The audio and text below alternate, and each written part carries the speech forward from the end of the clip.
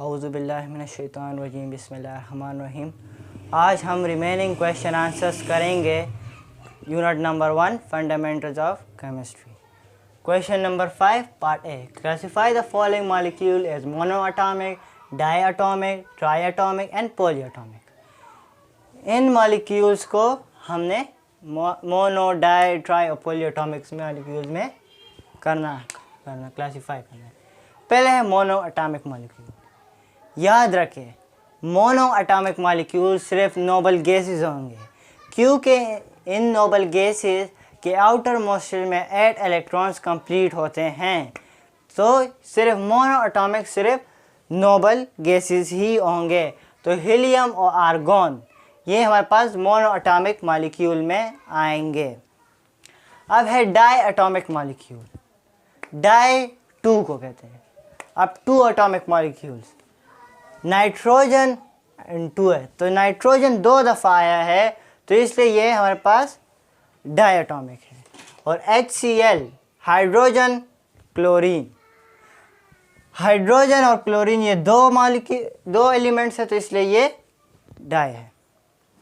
अब है try atomic molecule. पहला है ट्राई मीन 3 हाइड्रोजन, 2 हाइड्रोजन है और 1 ऑक्सीजन है, तो ये हमारे पास ट्राई एटॉमिक है। और ये कार्बन डाइऑक्साइड है लेकिन 2 है, तो ये हमारे पास ट्राई एटॉमिक है। अब पॉली एटॉमिक मॉलिक्यूल। पॉली किसे कहते हैं? या तो 4 हो या 4 से ज़्यादा जो मॉलिक्यूल्स हो उसे हम कहते हैं H2SO4। ये है हाइड्रोजन सल्फाइड, ठीक है। इसमें ये देखिए हाइड्रोजन है और सल्फर है और 4 ऑक्सीजन है।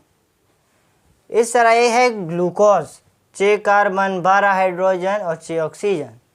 इस हमारे पास सल्फर है जो 8 है। तो ये है क्वेश्चन नंबर 1 पार्ट ए। अब question 5 part B, classify the following as cation, anion, molecular ion, free radical and molecule. इनको cation, anion, molecular ion, free radical और मॉलिक्यूल में क्लासिफाइड करना है। पहले कैटायन क्या चीज़ है?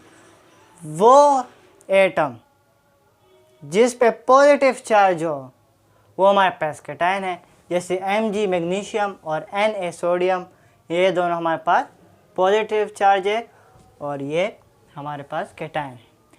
एनायन, अच्छा ये 2 कैटायन और एनायन ये आयन की किस्म है।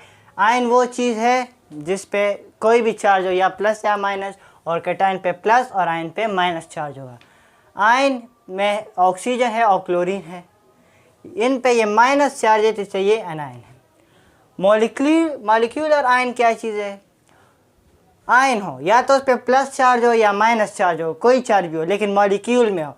जैसे CO3-1, उस पर माइनस चार्ज है लेकिन ये CO है और C है और O3 है, तो ये 2 एटम से बना है, तो इसलिए ये मॉलिक्यूलर आयन। इस तरह ये C12H5 और O-1 ये तीनों एक बनाए गए हैं, तो इसलिए ये भी मॉलिक्यूलर आयन है। जैसे CH4, ये भी इस पे प्लस चार्ज है लेकिन ये भी मॉलिक्यूल, इस पे कार्बन और हाइड्रोजन है, तो इसलिए ये भी मॉलिक्यूलर आयन है। CO2 ये भी कार्बन डाइऑक्साइड है और ये कार्बन ऑक्सीजन से बना, इस पे भी प्लस चार्ज है और ये भी मॉलिक्यूलर है। अब फ्री रेडिकल क्या चीज़? फ्री रेडिकल में हमारे पास एक कंपाउंड बन जाता है, लेकिन उसको डिवाइड हम कर देते हैं होमोलॉजिकल पे, मीन्स सेम ब्रेकडाउन, ठीक है, उस पे करते हैं। तो इसलिए इसमें एक जो इलेक्ट्रॉन है, या फ्री रेडिकल नहीं, ये एटम या ग्रुप ऑफ एटम, लेकिन सिंगल अनपेयर इलेक्ट्रॉन होगा out in order motion with no charge. अब हम इसे एग्जाम्पल से समझते हैं। एग्जाम्पल हमारे पास CH4 है, कार्बन है, इसके साथ 4 इलेक्ट्रॉन है और 4 इसको चाहिए 8 इलेक्ट्रॉन्स पूरे करने के लिए आउटर मोस्ट शेल में। तो इधर हाइड्रोजन 4 है, तो ये एक साथ मिल जाते हैं, ठीक है। ये इधर भी हाइड्रोजन, इधर भी हाइड्रोजन, इधर भी हाइड्रोजन, इधर भी। अब ये बराबर है, लेकिन ये एक इलेक्ट्रॉन है, ठीक है। ये हाइड्रोजन ब्रेक डाउन हो जाता है, ये अपना इलेक्ट्रॉन ले लेता है, तो ये एक रह जाए तो ये ओड हो गया, और ये फिर हमारे पास क्या रह गया CH3, और इस पे जो ये है इलेक्ट्रॉन, ये हमारे पास फ्री रेडिकल कहलाता है। तो ये CH3 हमारे पास फ्री रेडिकल। मॉलिक्यूल जो 2 या 2 से ज़्यादा एटम से बना हो, CO2 O2 CH2 Cl, CO2 carbon dioxide, O2 oxygen, H2O water और क्लोरीन, दो से बने हैं, इसलिए ये हमारे पास molecule. Question 6, calculate the number of moles of butane C4H10 in 151 gram of butane at masses C is equal to 12 and H is equal to 1। हमें मोल्स ऑफ ब्यूटेन फाइंड करना है, जिसमें पास ब्यूटेन का जो मास है वो C4 और H10 है, 151 ग्राम है। गिवन डेटा मिलेंगे हम, the number of C4H10 atom is equal to 151 gram. और जैसे आप इस फार्मूले में देख सकते हैं, ग्राम तो हमारे पास गिवन है, लेकिन मोलर मास हमारे पास गिवन नहीं है। तो पहले हम मोलर मास फाइंड करेंगे। तो molar mass of C4H10 is equal to, ये 4 जो कार्बन की वैल्यू है इधर, और इधर हमारे पास क्वेश्चन में लिखा है कि एट मासेस ऑफ 12 एंड 1, ये 12 कार्बन ये इस 4 के साथ मल्टीप्लाई करेंगे, और हाइड्रोजन इस H के साथ 1 और 10 मल्टीप्लाई करेंगे।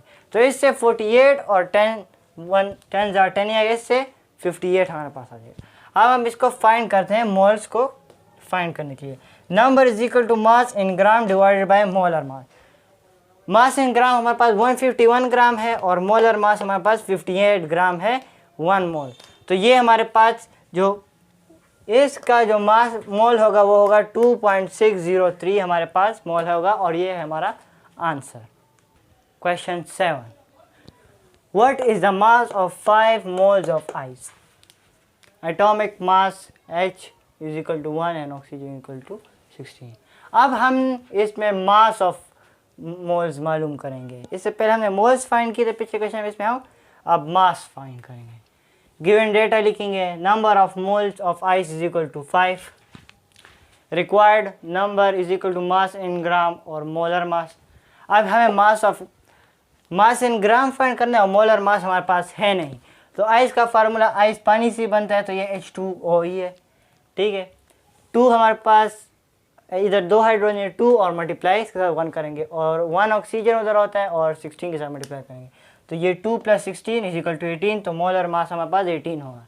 मल्टीप्लाई 18 फ्रॉम बोथ साइड, हम दोनों साइड ये 18 को मल्टीप्लाई करेंगे तो यहाँ कट हो जाएगा, और यहाँ 5 मल्टीप्लाई 18 इज इक्वल टू 90, और मास ऑफ ग्राम इज 90।